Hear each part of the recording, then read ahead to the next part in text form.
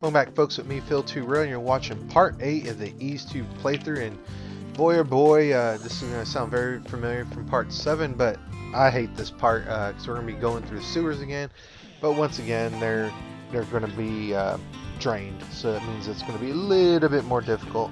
Luckily, you're getting the very trimmed and cut version, but I can tell you right now that this part, if I left it unedited, and you saw everything, this part would probably be at least a good 35 minutes. 10 minutes of it was me running around trying to find the battle sword, and then another 5 minutes was me running from this side that you're seeing me. I'm not supposed to be going that way, so I want to jump cut to where I exited. Another 5 minutes, maybe 2 minutes, just running to the sewer and realizing, hey, that's not the way I'm supposed to go. So where we want to go is we want to go to where Dali once again changed us into a statue. And then we want to go that way because that's where the water control room is. And since we got the water control key from good old Keith, we can drain the sewers and make them, shall we say, more accessible. But accessible in the sense that we'll be able to navigate the lower areas and get some nifty treasures, and then also progress the plot, because like it or not, we have to drain the sewers. So there's always that. So we're gonna go into Toval sector, go down the staircase right here after the gate, go into this building, go straight down, and this is the area where the sacrifices were turned into stone, which is Lilia and all those people. So you'll go through this door right here, and all you gotta do is switch the lever right there. So just pull the lever, and then the water will drain, as you can see there in the middle section. We'll get about, I believe, 1,500 experience points. So nice. Might be enough for level up for some people, but in my case, not enough. So the water's all drained. So awesome sauce. And one of the good things about where we are right now, we can actually get one of the pieces of battle equipment just right there in the middle.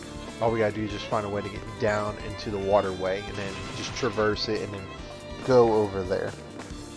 So you don't have to get the battle equipment, but I like to get the battle equipment just because, you know, having more defense and having a stronger offense is always good.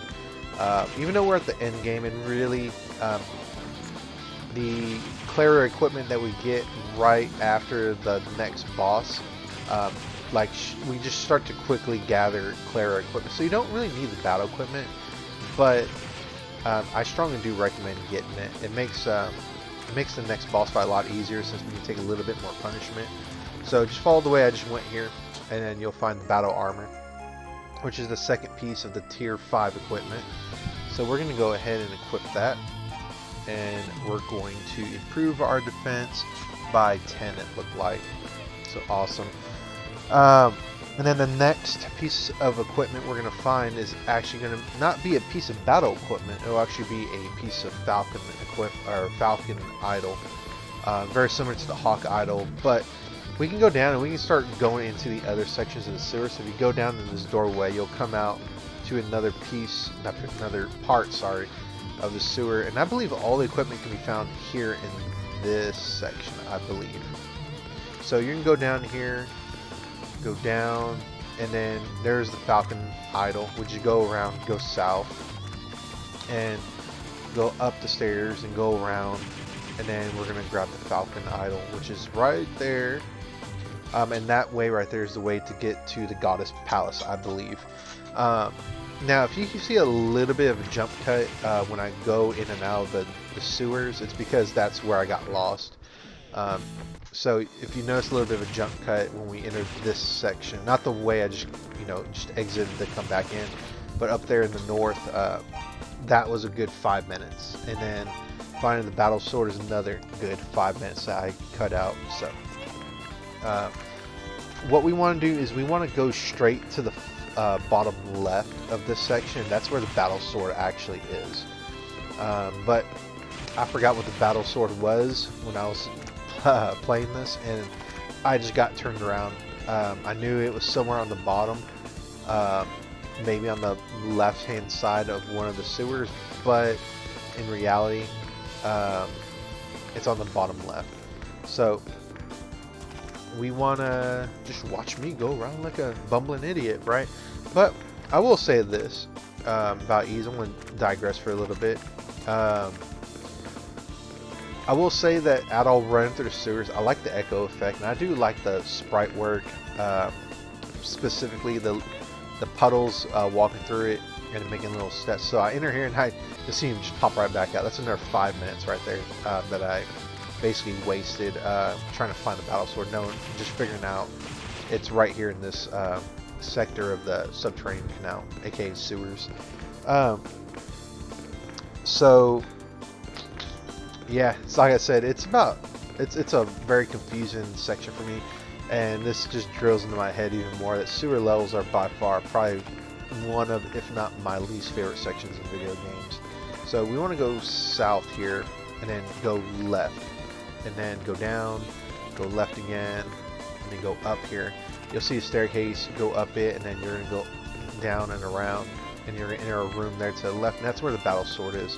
So we just finished our 5th tier of equipment, battle equipment.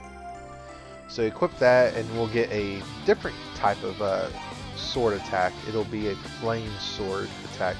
So it shimmers with destructive heat. So very nice. Powers up our strength a little bit.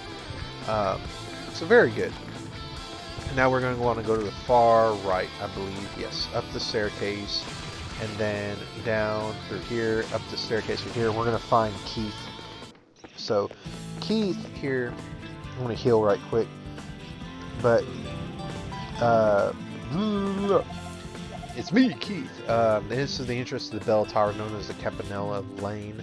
And the sacrificial ritual is beginning.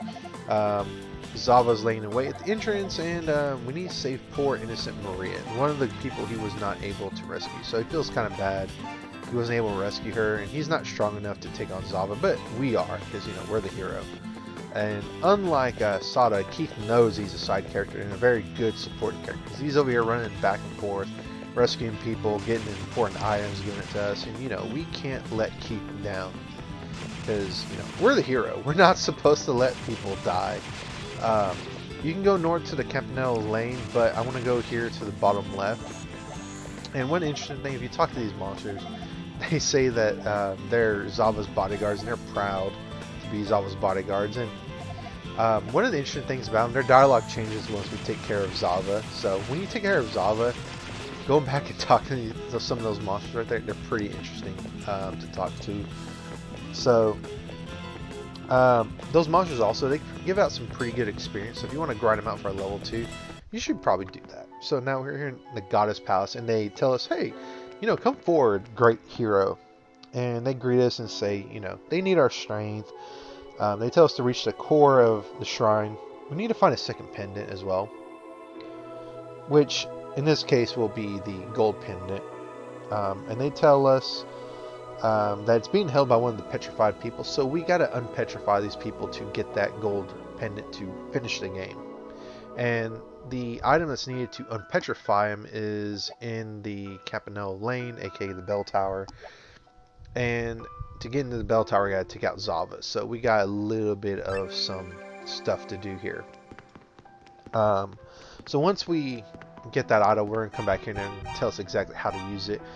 And they also heal us, and this also unlocks a travel point to the Goddess Palace, our final travel point for our return magic. And one of my favorite tracks in all of Ys actually is this track right here. It's actually called Phoenix Theme, hint hint, and it's just one of my favorite tracks. I really do love that version of it right there. But I digress. Let's go ahead and continue on. We're gonna go ahead, and once we get to the Campanella Lane, I'm actually going to jump cut, because really right now I should have gotten the elixir from the shop, but the thing that causes me to remember, oh yeah, I need to get this awesome item, is I actually get a trophy right here when I take out this enemy and I get my gold. It's like, ooh, you maxed out your money, and I'm like, oh god, yeah, I forgot about that. Thank you for reminding me, Steam. So I'm gonna go to Lance Village, and I'm gonna go buy the elixir from good old Jade Shop for 60,000 gold. So that was a nice reminder. I probably would have forgotten until we got to the final boss, and I'm like, oh, I don't have the elixir. I need to go back and get it.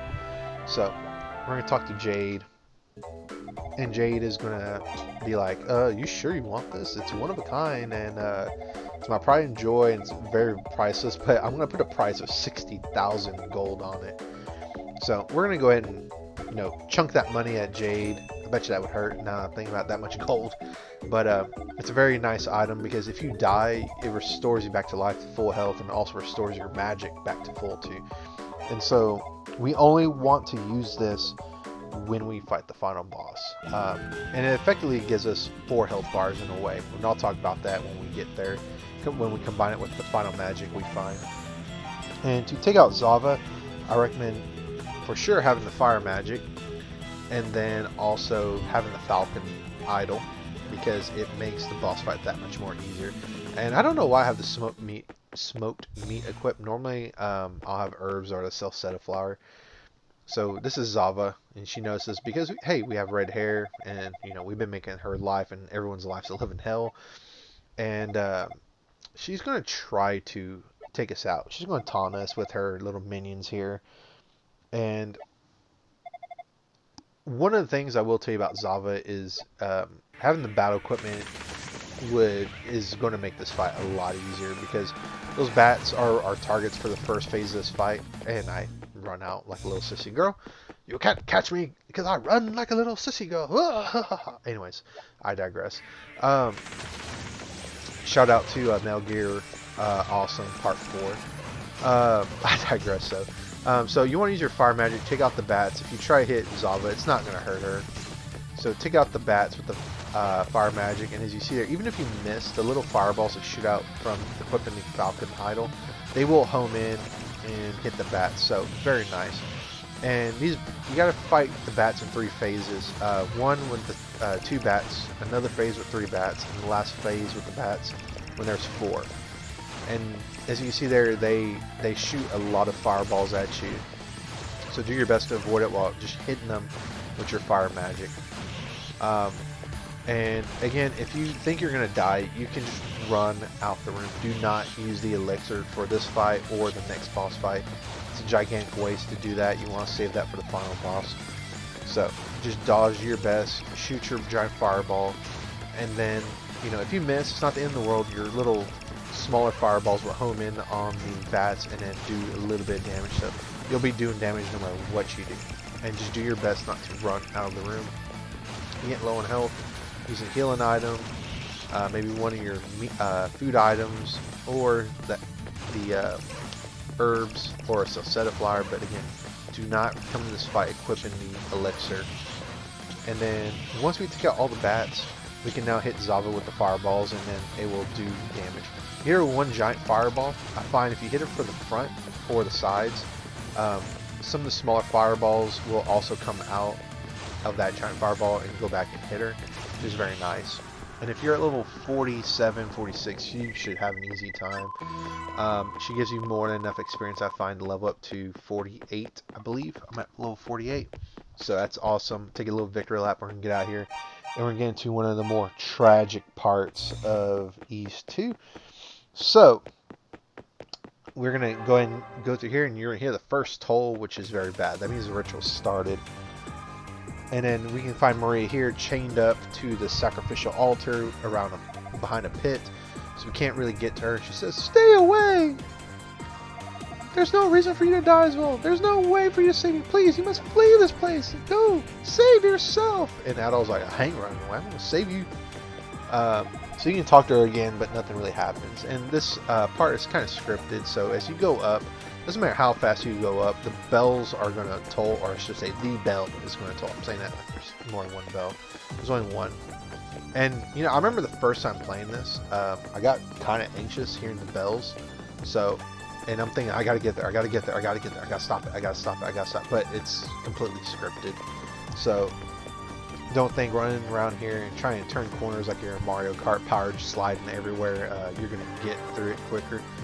So when we get to this section of Bells Maria second time, we're going to ignore that little force field with the treasure chest. We can't do anything about it yet. So go up here, we're going to go out, and we're going to go out here, and then the bell's going to ring a third time here. And then we're going to enter the actual bell tower right here. Go up, go left, go up, and then we're going to go right. And then we're going to be outside, and the bell's going to ring a fourth time, and that also only one time remains. And once we get to the top of the bell tower, we find good old punk Dali. He's impressed we made it to the top of the shrine, which I think this is the actual highest point of the shrine. And he tells us his whole Grandmaster plan of this ritual. He's hoping to lure out all the priest descendants, and hopefully in the process take out some of the priests that might be priest descendants that were captured as sacrifice, which I believe Maria is one of them. Lilia would have been a second one, because if memory serves. I think Lilia was Hadal's descendant. So he says the fifth time will be the sweetest toll, and it's not really shown what is supposed to kill Maria. It might be the thunderbolt here that just strikes her, or strikes the area that she's in, or maybe some magical force that takes her out that's powered by the thunder. And he says all you can do is reflect upon your own inadequacies and your utter powerlessness. And Adol's like, Dali! Yeah! So we gotta go and see if she actually kicked the bucket. So we go all the way down. And on the way down, that treasure chest that was kind of guarded by that force field is going to be open to us now. So we can go in there and collect that chest, which is the Dreaming Idol that the goddesses were telling us about. So it's not a complete waste, as bad as that is to say. So in this hallway, go in that first hallway right here, collect the Dreaming Idol. So, you know, not a complete waste, I think. Feels kind of bad saying that. Go back down here and just, you know, follow out. It's a straightforward path. It just takes a very long time. And then one thing I will say here, when we get outside the bell tower, I know I said that Ruins of Mendoria is like Adol's theme in Ys 2, but when we get out here, the music's going to change to what I consider Adol theme 2.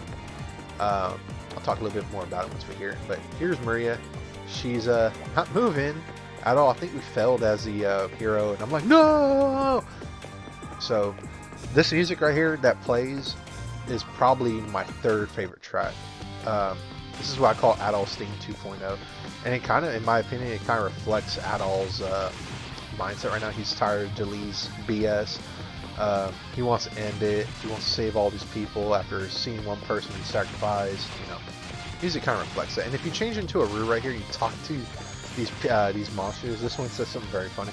After seeing how Mistress Zava died, I've been thinking of changing my career. Yeah, we're gonna change it to you're not gonna have one anymore because you know you're a monster and can't stand losing an innocent life like poor innocent Maria, as Keith said. So we're gonna go into the Goddess Palace, and the goddesses are gonna heal us, and they're gonna let us know that hey, you need one more component to power this awesome Dreaming Idol. So they say, observe, there's a recess in his forehead. If you place the black pearl there, you can awaken the idol from the dream and dispel the curse upon the people. So if you notice where we found the black pearl originally, that item was placed in a statue just like the Dreaming Idol. So that's the little bit of a connection there where we first found the black pearl. And we need to go back to Tarf, because Tarf was the one who had the black pearl. If you remember, if you looked at his inventory, it said one of the items that he had on him was the black pearl. So we need to go there to Ramira Village and find Tarf. Oh my goodness, this track, I love it so much. It's up there. It's not better than the Ruins of Mendoria, and it's definitely not better than the Ice Ridge and Altea, but it's definitely up there. It's very hard for me to like this more than Ruins of Mendoria, but it's pretty darn close. So now we're gonna go find Tarf, and we're gonna talk to him like, hey buddy, I need the black pearl, can you please give me this black pearl? I need to save all these people. And Tarf is gonna have a little bit of bad news for us. What's wrong, mister? Huh? The black pearl? Pearls aren't usually black, they're white, right? Oh, that stone that you gave me in the cave? Let me go and find it. I have it right here-ish, or not. Oh crap, there's a hole in my pocket. That stone was so soft too. I don't, he knows that he had it when we got he got to the village, he was playing around with it in his pocket when he was talking to the guard, which outside, I believe, Grotto. So Adol's going to assure him that he will find the Black Pearl and not to worry about it. So with that, that's the end of this part. I'm going to make a quick save, and I'll catch you on the next one, folks. Bye.